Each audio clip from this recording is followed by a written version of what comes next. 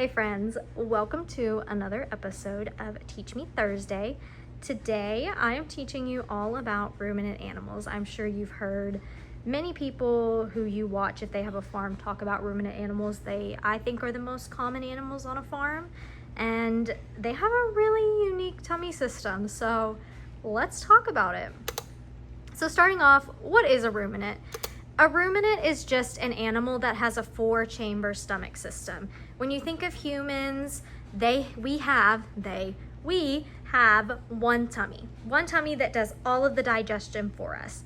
But when you think of a ruminant, these animals, who you'll hear about some examples of them in a second, you have to think of it more like the chamber system in the hearts. It's all one stomach, but it's a 4-chamber system. And it is designed that way because of their diets, and we'll get there.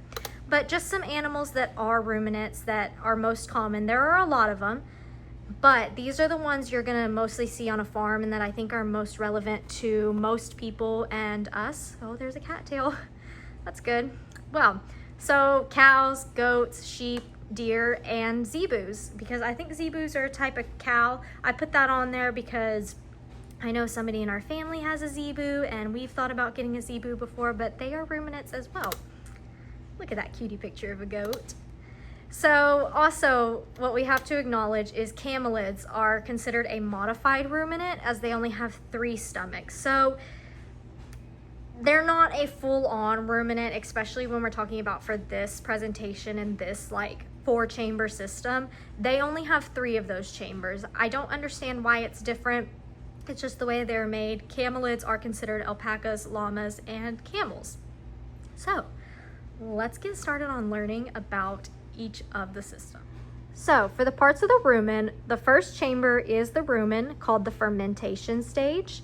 And then the second chamber is the reticulum. Now the rumen and the reticulum are gonna work very closely together. And the reticulum is also called the sorting station. For the third chamber, we have the Omasum. This is where water absorption occurs. And then the fourth chamber is the Abomasum, which is often called the true stomach. So what exactly is the rumen? The rumen is the largest part of the stomach system where digestions begin. So it's the first chamber, and essentially what happens is food goes into the mouth, it's chewed, goes down the esophagus, and then it enters the first chamber, which is the rumen. So the whole reason that these animals have this stomach system is because of their diet. Now, ideal diet for these animals is grass and hay, foliage. They're meant to be grazing. They're meant to be taking in leaves, taking in grass, weeds, all those kinds of things. And those are really hard to break down.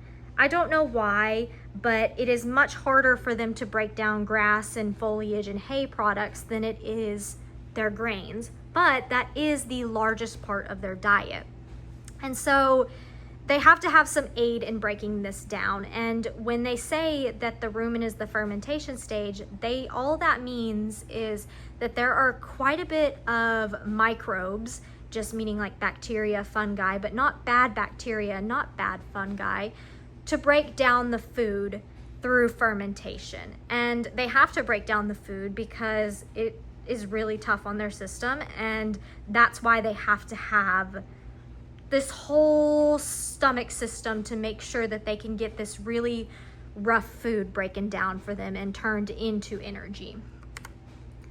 And so the food is then turned into a VFA, which is just a volatile fatty acid chain, which is just what breaks it down. That's all. And it's turned into an energy source for the animal.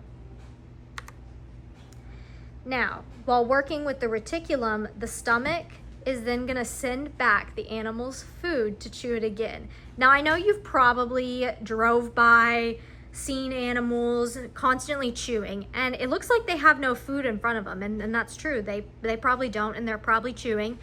Or you maybe might see some green on the side of their mouth, and you're like, well, why does it look kind of wet? Why is it kind of clumpy? Like, I thought they just ate grass and leaves. Yeah, but I told you that that's really hard to break down. And so what happens is when it goes into the rumen and it starts to go into the reticulum, which we'll get into next, the first and the second stomach work very close together. If it's not broken down enough, it will send it back up into the animal's mouth and make them chew it again, which is just called chewing cud. So if you've ever been spit on by an alpaca, a llama, maybe even a goat, maybe a cow, that's cud, and they chew it all the time. All the time. Their rumen is always working. Even if there's no active food or they have not ate or they don't appear to be eating, their rumen is always working. So that brings us to the reticulum. It sorts large pieces of food particles to send back to be chewed up more. The food particles have to be broken down extremely small to be turned into a nutrient energy source for the animals. And so that is the reticulum's job, to sort through and make sure everything is as small as possible. And if it's not, it sends it back up to the esophagus and back up into the animal's mouth to be chewed more. And I know it sounds gross, but isn't it crazy how these animals were created this way? It's so unique that they were created this way, to be able to sustain themselves and break down the food they needed like this. And chewing cud is a part of it. It's a little gross, I'm not gonna lie. I've been spit on by an alpaca. It's pretty nasty. This chamber of the stomach also catches foreign objects that could harm the other stomach chambers. Now, when I'm talking about this, I'm gonna speak just about goats, because everybody will tell you goats will get into things they're not supposed to. True. Also, every animal will get into things they're not supposed to, but goats, I think, are pretty notorious for it. I don't know what all it can sort through. I don't know exactly how it sorts through it, but if it finds something that the animal was not supposed to eat, it will not let it go further into the stomach system, because the other stomach systems are where the food gets broken down even more and turned into energy, and we really can't harm those other two systems. And so it is the reticulum's main job to catch all of those foreign objects, and in addition to that, making sure that big chunks of food don't go through either, because then if they're too big, they can't be broken down further. So we have to make sure that everything that goes through the reticulum can be broken down further. And if it's not supposed to be there, somehow in some way it will get it out of the animal, I assume. Now, the reticulum has a unique honeycomb shape, and that's what gives it the nickname the hardware stomach. And again, that's also kind of a nod to the getting the foreign objects out of the system. And that's what it looks like. And you can see there, it definitely does have those honeycomb shapes. And that's system 1 and 2, essentially. They are going to work together the closest, and then systems 3 and 4 will work together as well. So next we move on to the Omasum. This is where water absorption occurs. This chamber has folds that soak up extra water and salt. You have to think, in everything that an animal eats, anything that you eat either, there's going to be, maybe not when we're talking about humans, but talking about animals specifically, there are going to be minerals. There's going to be extra salt. There's going to be extra water contents. The more salt and water you have in something, the more it swells up larger. So if you can soak all of that extra out of it, you can actually make it much smaller. And that is the whole point. Soaking up the extra salt and water allows the food particles to become more concentrated, making digestion easier. That is the whole point of this stomach system. I cannot stress enough how hard it is to break down the foliage diet, and that's why they have to have all these extra working tummy systems. It's nicknamed the book stomach because the tiny folds make little like leaf-like appearances, making it look like pages in the book. Really interesting looking, and those folds are directly what soaks up all that extra. And then we move on to the Abomasum, which is the true stomach. And when we're talking about the true stomach, this is going to be the thing that is the most similar to a single stomach system, like what pigs have, like what humans have, dogs and cats and all the things. So this is the most similar to ours. And what happens here is where all of the normal per se stomach things happen. So you're going to have gastric juices enzymes and acids that are breaking down the proteins in the food particles. And this is the final stage of digestion, where the food is fully digested and turned into energy.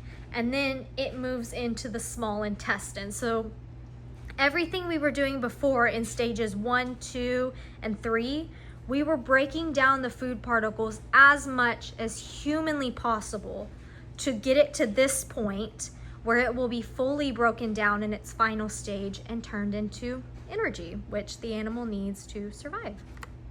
And that is a picture of it. Looks kind of similar to the Omasum, but it's just a little bit different. So lastly, I just wanted to put 2 little pictures up here so you can see. So the first picture you're looking at on the left is a goat's system or a sheep. They're very similar, and so it's kind of interesting how it's set up. I don't really understand how it all flows through, but you can see the starting point is the esophagus, and then you can see when you look at the Abomasum that it then exits the stomach system into the small intestine. And you can see the rumen and the reticulum are attached. They're separate, but they still work so closely together. And you can see that down in the reticulum is kind of closest to the esophagus, so that can be sent back up to the esophagus for them to fully chew their cud again. And then over here you have a cow. It looks almost exactly the same. I mean, exactly the same, but just a little bit bigger. And you can see how it goes in and then goes out in the small intestine. It's really unique that these animals were created this way to be able to support their diet. And I think it is very confusing. It's a very confusing topic, but I feel like when you start to learn about this, you start to understand why your ruminants can be very fragile and why they can get sick very quickly. Now, typically the bigger the animal, the hardier they are, but like goats, if their rumen gets the tiniest bit upset, I mean, who knows what problems you're gonna have, you know? Just about anything can upset them, you know? And so that's why I don't think goats are the hardiest animals. Of course, they're very susceptible to parasites as well, which also goes directly in to the rumen function and can upset their rumen function, especially when you're giving these animals, ruminants, specifically medications.